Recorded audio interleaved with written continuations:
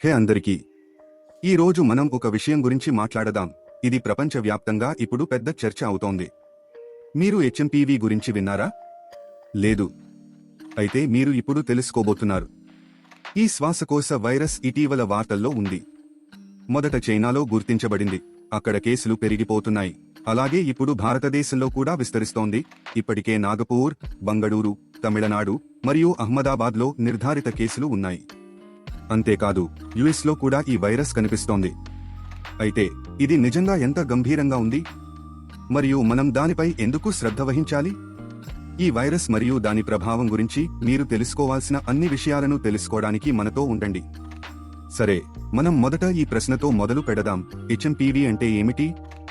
అయితే హెచ్ఎంపీవీ అంటే human metapneumovirus అనే దానిని సూచిస్తుంది. అర్థం చేసుకోవడంలో కష్టం అని అనిపిస్తోందా? కానీ ఆందోళన పడొద్దు, నేను మీకు అర్థం చేసుకోవడానికి సులభంగా వివరిస్తాను. ఇంటిలో అత్యంత చిన్న వైరస్లలో ఒకటిగా ఊహించండి. అది మన శ్వాసనాళాలను దాటేందుకు సిద్ధంగా ఉంటుంది. కొంచెం భయంకరంగా అనిపించదా? మనం తెలుసుకుందాం దీని గురించి మనం అక్కర్లేదో. అయితే హెచ్ఎంపీవీ ఎలా వ్యాప్తి చెందుతుంది? ఇది చాలా సాధారణం. ఊహించండి, మీ దగ్గరలో ఎవరో దగ్గు చేస్తే ఆ చిన్న నీరుల బిందువులు మీ ముఖంపై పడుతాయి. లేక మీరు ఏదైనా తలుపు హ్యాండిల్ని తాకారు, అది వైరస్తో కలుషితమై ఉంటుంది. అంతా ఈ వైరస్ని పొందిపోతారు. ఇది అంటే మీరు పుట్టుకతోనే ఇబ్బంది పడిపోతారా? ఖచ్చితంగా కాదు. చాలా మందికి సాధారణ జలుబు లాంటి లక్షణాలు ఉంటాయి.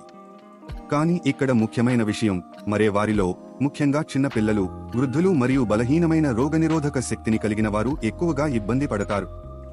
ఇప్పుడు మీరే చెప్పండి, ఎవరు అత్యధిక రిస్కులో ఉన్నారు? 2 సంవత్సరాలకు క్రింద ఉన్న పిల్లలు, వృద్ధులు, లేదా దీర్ఘకాలిక స్థితులున్నవారు?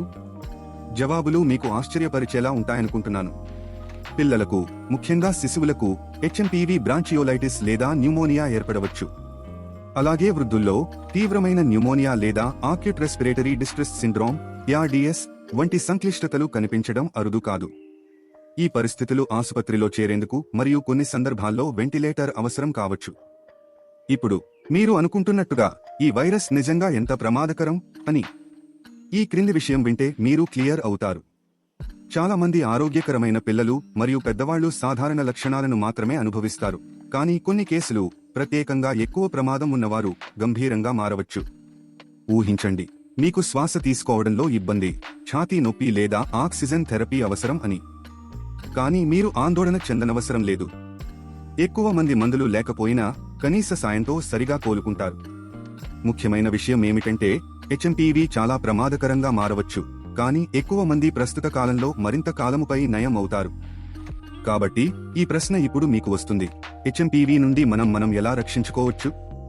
ఏదైనా ప్రత్యేక మాత్ర, వ్యాక్సిన్ లేదా ఈ వైరస్ను అడ్డుకోవడానికి మనం ఏదైనా చేయవచ్చా? సంక్షిప్తంగా చెప్పాలంటే లేదు. కానీ ఆందోళన పడకండి, కొన్ని సాధారణ చిట్కాలు ఉన్నాయి. ముందుగా, చేతులు ఎప్పటికప్పుడు శుభ్రంగా ఉంచండి. దగ్గు లేదా తుమ్ము చేసినప్పుడు మీ మోచేతిలోకి చేస్తే మంచిది, మరియు ఎవరైనా జలుబు లేదా అనారోగ్యాన్ని కలిగిన వారితో దగ్గరగా పోవడం నివారించండి. అలాగే మీ ఇంట్లో తరచుగా స్పర్శించే వస్తువులను శుభ్రపరచడం, ఫోన్, తలుపు హ్యాండిల్స్, లైట్ స్విచ్లు, ఇవి మరింత ముఖ్యమైనవి. ఇప్పుడు మనం తెలుసుకున్నట్లుగా ఈ హెచ్ఎంపీవీ ఎలా శరీరంలో అభివృద్ధి చెందుతుందో చర్చిద్దాం. ఊహించండి, మీరు ఈ వైరస్ను శ్వాసలోకి తీసుకుంటారు. అది మీ ఊపిరితిత్తులలో ఉండే కణాలతో చెలమెల్లుతుంది. అది పెరుగుతుంది, ఎటు చూసినా దగ్గు, జ్వరం వంటి లక్షణాలు ముదిరిపోతాయి. తర్వాత మీ రోగనిరోధక వ్యవస్థ అందుకు స్పందించడమే. కొన్నిసార్లు ఈ రోగనిరోధక వ్యవస్థ స్పందన వల్ల పరిస్థితి మరింత క్షీణిస్తుంది, తద్వారా ఇతరులకు కూడా పెద్ద ఇబ్బందులు ఏర్పడవచ్చు. ఇప్పుడు మీరు ఏమి గమనించాలి? జ్వరం, దగ్గు, పంటలు మరియు వీన్ లక్షణాలు సాధారణం. మరియు గుర్తుంచుకోండి, మీరు ఏదైనా శ్వాస తీసుకోవడంలో ఇబ్బంది లేదా ఛాతీ నొప్పి అనుభవిస్తే వెంటనే డాక్టర్ను సంప్రదించండి. ముఖ్యంగా మీరు ఎక్కువ ప్రమాదంలో ఉన్నట్లయితే సహాయం పొందడానికి ఆలస్యం చేయకండి. మీ ఆరోగ్యాన్ని ఎక్కువగా కాపాడుకోండి. ఇప్పుడు మీరు కనీసం హెచ్ఎంపీవీ గురించి బేసిక్స్ తెలుసుకున్నారని అనుకుంటున్నాను. ఇదంతా మనం సరైన జాగ్రత్తలు తీసుకుంటే సర్దుబాటు చేసుకోగలిగే విషయమే. సమాచారంతో ఉండండి, శుభ్రంగా ఉండండి, మరియు మీ చుట్టూ ఉన్న ప్రజలను పర్యవేక్షించండి, ప్రత్యేకంగా వారు అతిపెద్ద ప్రమాదంలో ఉన్నవారు.